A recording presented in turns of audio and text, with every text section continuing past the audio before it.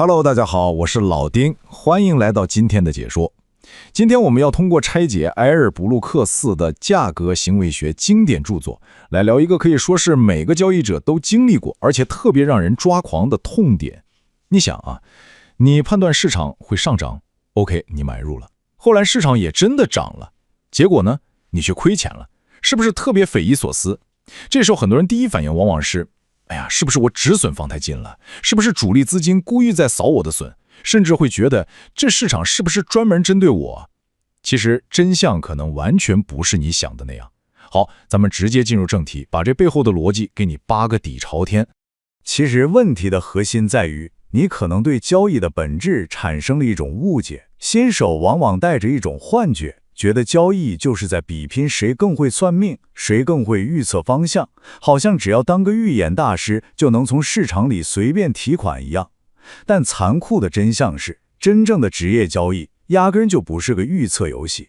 真正的高手在牌桌上比拼的是谁更懂概率，谁更懂数学。所以咱们今天必须完成一个思维的切换，从那种整天猜方向的初学者思维，彻底地转变成算概率的专业思维。你看啊，很多人潜意识里觉得方向看对了就等于赚钱，这简直是个彻头彻尾的神话。一笔交易真没那么简单，它不是光有一个方向，它其实包含了4个非常关键的变量。你在哪儿入场，你在哪儿止损，你在哪儿止盈，还有你下了多大的仓位。方向判断仅只是1/4而已。咱们打个比方，假设你看方向的准确率极其牛，高达70%，听起来很猛，对吧？但是如果你每次对了只赚20个点，错一次却死扛着亏掉100个点，那你哪怕经常看对方向，这种极其糟糕的盈亏结构也会像个抽水机一样，把你的账户慢慢吸干。所以说，方向只是决定了概率，而真正的盈亏是结构说了算的。每天都有新手在图表上无休止地寻找那种极高确定性的圣杯形态，恨不得找到那种胜率能有80%、90%稳赚不赔的机会。但是埃尔布鲁克斯在书里毫不客气地戳破了这个幻象，这种高确定性的机会根本就不存在。他给出了一个非常现实的基调，哪怕是你觉得特别有把握、形态极其完美的顶级机会，最高胜率也就撑死60%左右。至于那些让你心里发虚、看着模棱两可的机会呢，本质上就是五五开，跟抛运币没什么区别。这时候你可能就不服气了，凭什么市场就不给我极高确定性的机会啊？你仔细琢磨琢磨，你的对手牌都是些什么人？这个市场里真正的主力是那些被称为聪明钱的机构，还有那些跑得比光还快的高频交易算法。当你在屏幕前眼睛一亮，觉得逮着个绝佳机会的时候，人家的超级计算机在几毫秒之前已经看到了，海量资金瞬间砸进去，任何哪怕一丁点的价格优势瞬间就被抹平了。你怎么可能轻易拿到80%、90%的胜率呢？那既然没有极高的确定性，高手们到底凭什么从市场里往外掏钱？真不是靠什么神秘的内部消息或者神奇指标，他们手里握着的其实是一个叫 edge 的东西，也就是微弱优势。这是一种非常小但是能够不断重复的数学优势，这就跟开赌场是一个逻辑。赌场老板绝不会要求每一把牌都赢你，人家根本不在乎一局的输赢，只要在每一局里他能拥有哪怕1%的概率优势，当这个游戏玩了几千局、几万局之后，赌场就绝对是稳赚不赔的。职业交易员玩的也就是这个微弱优势。顺着这个逻辑，我们就迎来了阿尔布鲁克斯体系中最硬核也最底层的公式了，交易者公式。简单来说，就是你的胜率乘以潜在收益必须大于败率乘以你承担的风险。只有当等式左边大于右边的时候，这笔交易才值得你去下手。如果算出来不划算，那就坚决不碰。这听起来有点冷酷，但这恰恰就是交易世界里最有效、最根本的生存法则。咱们把这个公式拆开揉碎了看，先说第一个变量，概率，也就是你的胜率。一般来说，顺着趋势做，胜率可能有个60%，逆势做的话，大概也就40%。但这里有个非常反常识的点，高胜率绝对不等于高收益。如果你为了追求高胜率，总是早的平仓，牺牲了太多的利润空间，那么你长期的数学期望算下来依然是个负数。所以这就必须讲到第二个关键变量了，盈亏比。比如说，你用20个点的风险去搏40个点的收益，那你的盈亏比就是2:1。这个数字简直绝妙，为什么呢？因为它告诉你，只要你的盈亏比足够高，你就不需要那么累去追求多高的胜率了。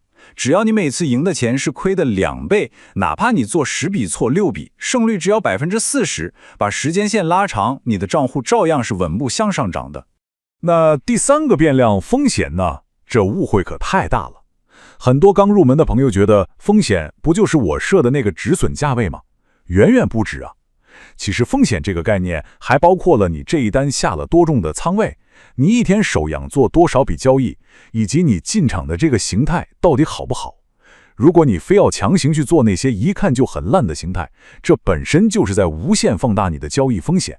把这些都搞懂了，咱们就来回答那个让无数人痛苦不堪的问题：为什么我明明找了个完全符合公式的好机会，最后它还是让我亏钱了？因为正期望它是衡量长期的一个概念，不是看你单笔输赢了。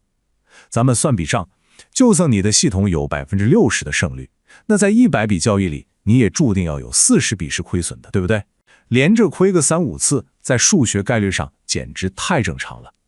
这时候你就得拿出玩10000局游戏的赌场老板思维，平心静气的去熬过这些正常的数学回撤。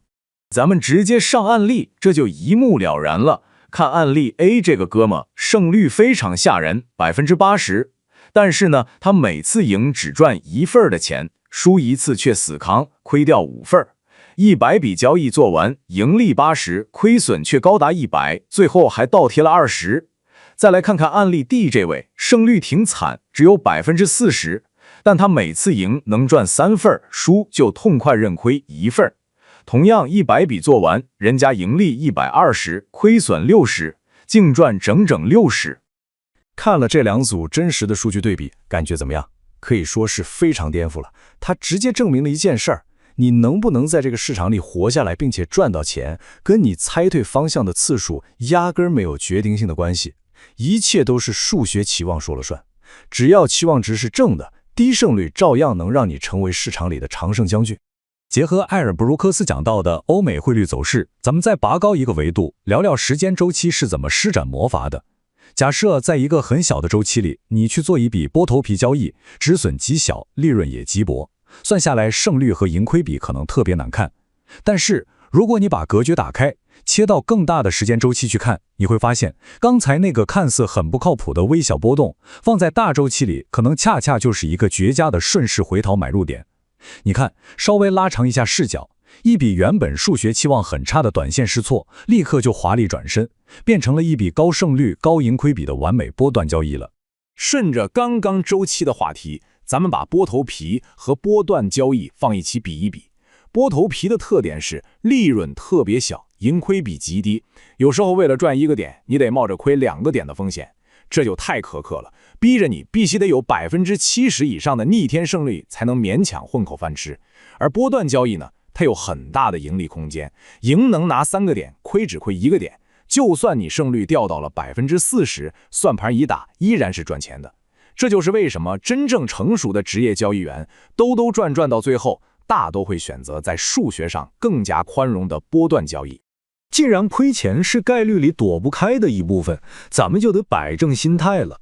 按照公式正常止损掉的钱，那叫日常营业成本。职业玩家对这种常规止损连眼睛都不会眨一下。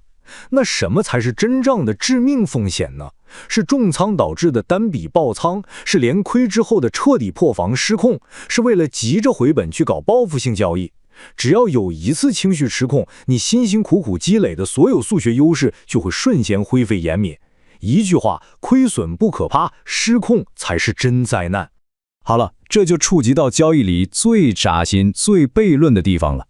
你肯定想说，老丁啊，这公式连小学生都看得懂，为什么大家还是赚不到钱呢？因为我们的人性天生就是为了摧毁这个数学公式而存在的。看到账户赚钱了，人性就会在你耳边疯狂念叨，赶紧跑吧，落袋为安。结果利润被插得死死的。遇到亏损了，人性又会跳出来安慰你，别急，再抗一抗，马上就涨回来了。结果亏损像雪球一样越滚越大。发现了吗？人性的本能就是让你无限缩小盈利，无限放大亏损，把盈亏比破坏得干干净净。所以交易最难的真不是理解公式，而是日复一日像机器一样去死磕执行。总结下来，新手朋友们最容易掉进4个致命的数学大坑里。第一，小赚大亏，这相当于自己把盈亏比给砸了。第二，仓位太重，稍有风吹草动，一个回撤直接带走。第三，管不住手，过度交易，硬生生把微小的优势完成了，给赌场疯狂交手续费。第四，就是总去做那些形态极差的机会，主动把胜率拉低。很多时候啊，让你亏钱的不是分析技术不行，而是你做了根本就不该出手的交易。现在咱们再回过头看最开始那个问题，为什么你看对了方向，最后还是亏钱？因为新手满脑子装的都是预测，逢人就问，你看接下来是涨还是跌啊？而真正懂行的大师，他们做的是决策。他们看到信号的第一反应永远是问自己，如果我现在下注，胜率大致是多少？我要承担多大的风险？潜在的收益划不划算？从数学上看值不值得干？这才是业余玩家和顶尖高手之间真正的认知分水岭。明白了这些底层的逻辑，说明你在数学这块已经站稳脚跟了。不过新问题又来了，公式是有了，但市场上每天成千上万根 K 线跳动，总不能什么形态都拿公式去套吧？既然数学规则定下了，接下来的终极挑战就是怎么在一堆噪音里精准地挑出那些高质量的交易形态。这可是门技术活，也是咱们下期解说要重点拆解的重头戏。新手总在追求那些虚无缥缈的高胜率，而老手永远在踏踏实实地追求正期望。顶级交易者要做的，就是在永远充满不确定性的市场里坚持做正确的数学决策。